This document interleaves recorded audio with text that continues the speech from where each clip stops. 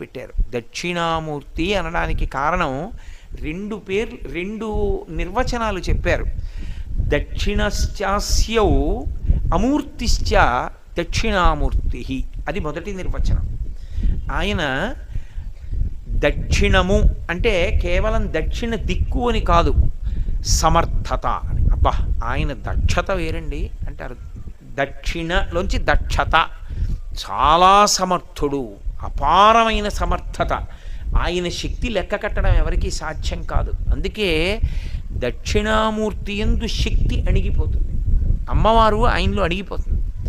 అణిగిపోయిందని గుర్తేమిటో తెలుసా? ఒక చెవికి, కుడి చేతి వైపు చెవికి నాగాభరణం ఉంటుంది, చిన్న సర్పం చుట్టుకుని ఉంటుంది కుండలంగా.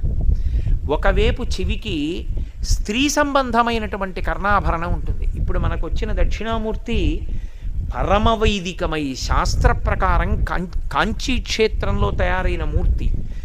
ఎక్కడ అసలు ఈ చుట్టుపక్కల ప్రాంతాల్లో లేదటువంటి మూర్తి. అంత గొప్పగా చెక్కారు శిల్పి.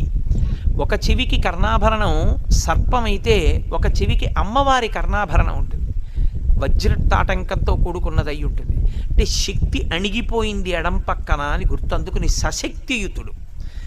అమ్మవారు ఆయనలోనే నిద్రిస్తూ ఉంటుంది.